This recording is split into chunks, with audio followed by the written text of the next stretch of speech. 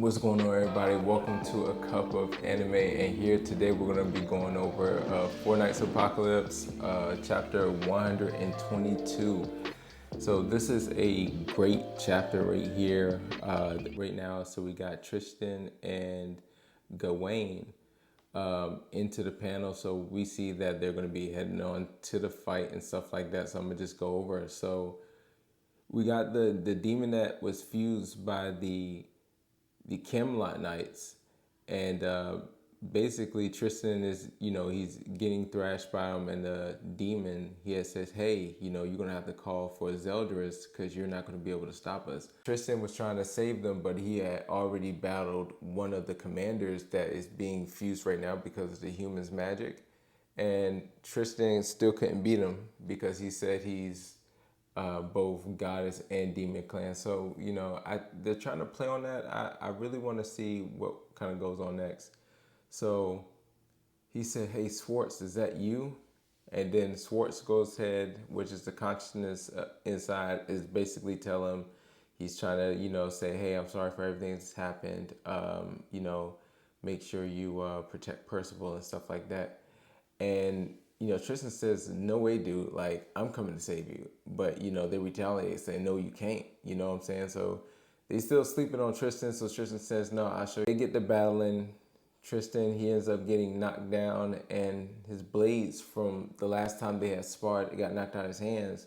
He sees them, so we see that he makes a dash for the parry this hit, but it just blasted like through. Like, this thing is like super strong, and then like as soon as it pops open, like the stomach, he shoots like a hellblaze at him. I'm pretty sure like this right here was going to be purple or something like that. Like this is really cool. It kind of shows like what he's up against.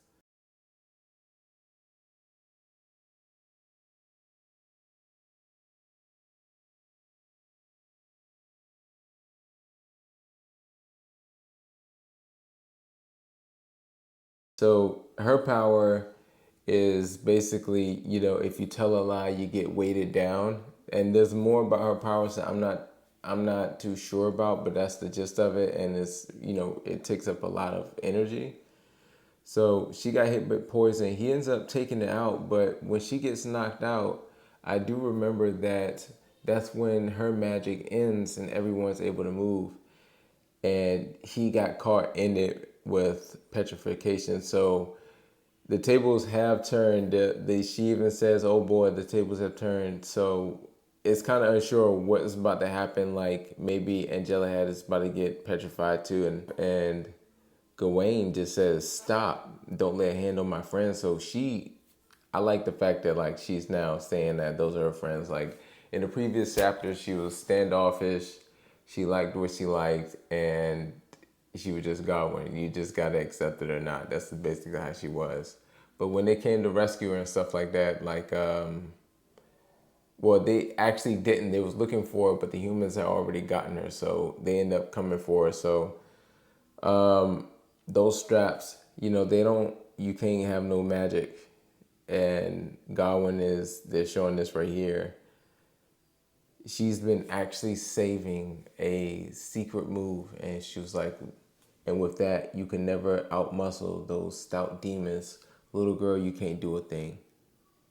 A little girl, huh? Don't be absurd. And then in this shot right here, it kind of shows like how Escanor would get bulked up as the sunrise. So I don't know what Gawain's power is, but this is, I wanted to wait until I had a full charge. So a lot of people have, especially me, I think that Gawain is the daughter of Merlin and Escanor. And I'm saying that is because she could be a homunculus or something like that, but I just feel that that kiss that happened with Merlin, she just took the DNA from that and then made Gawain. But I'm thinking that's the only logical thing I can honestly think about. You know what I mean?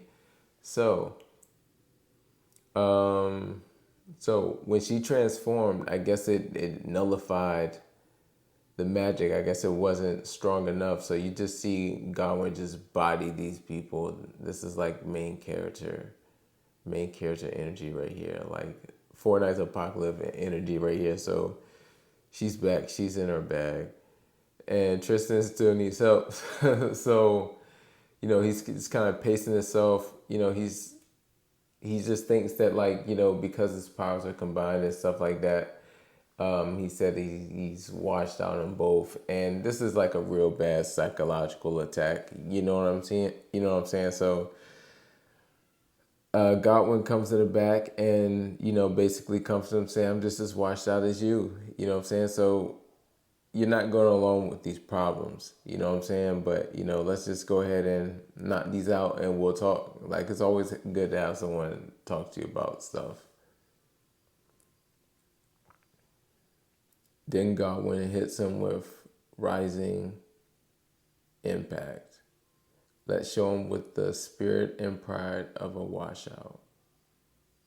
So, this chapter, it was pretty cool. I like how it ended. It always kind of ends out in a cliffhanger.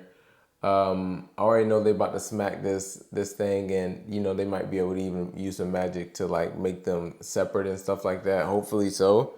But this is when they're gonna body this monster, and I think in the next chapter, what I want to see is, did Tristan have like any new moves? Is he more in tune with